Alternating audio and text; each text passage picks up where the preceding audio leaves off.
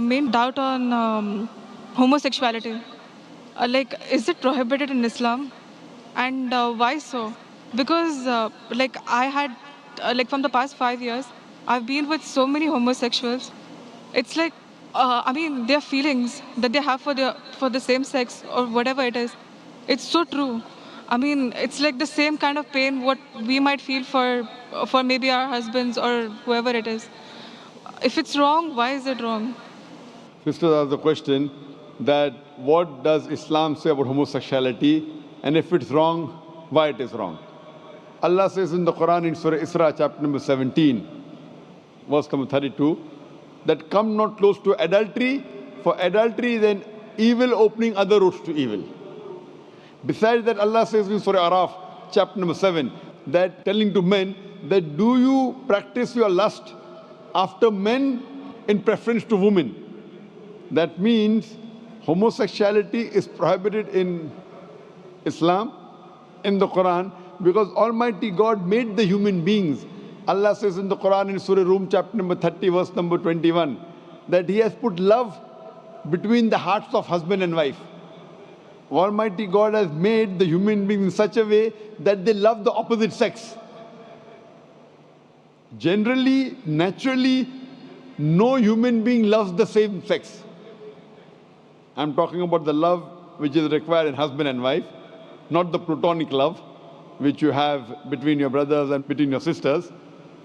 Now, initially, there was a research which said that homosexuality is genetic.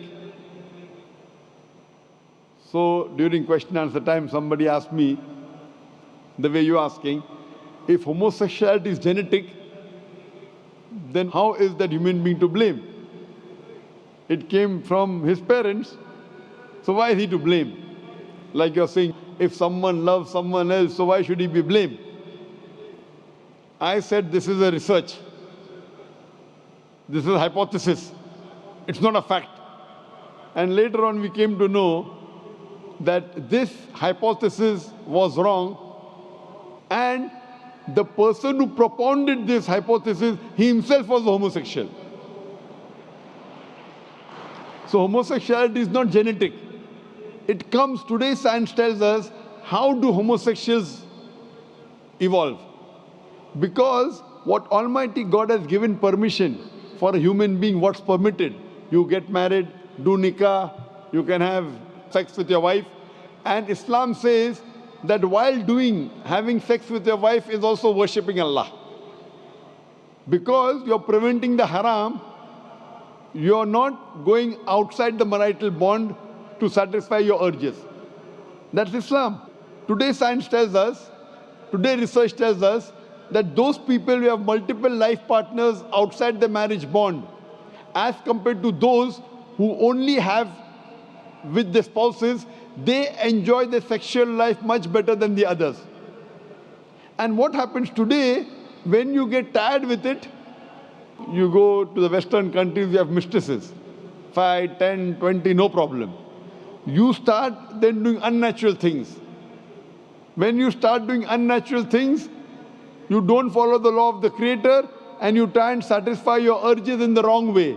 The moment you keep on doing the wrong way, then you keep on going beyond what is natural, and that's how the person becomes homosexual. It is not genetic. Because you go beyond the limits what Almighty God has permitted you, you try other things, you try unnatural things, and finally you land up by saying you no longer enjoy having sex with the opposite sex, so you have sex with the same sex. So sister, because they have broken the law of Almighty God and they do unnatural things, that's how psychologically they become a homosexual.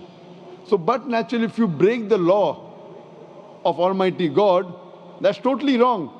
And that's how it lands up a person being homosexual. So they are to blame, and Islam prohibits homosexuality. Even Christianity prohibits homosexuality. Most of the religions are against homosexuals.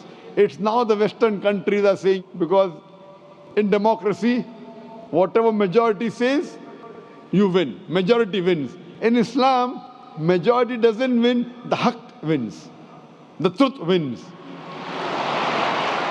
I remember when I'd gone to Canada in 1996, the first time I went to give a lecture, in the front page I saw a man kissing a man.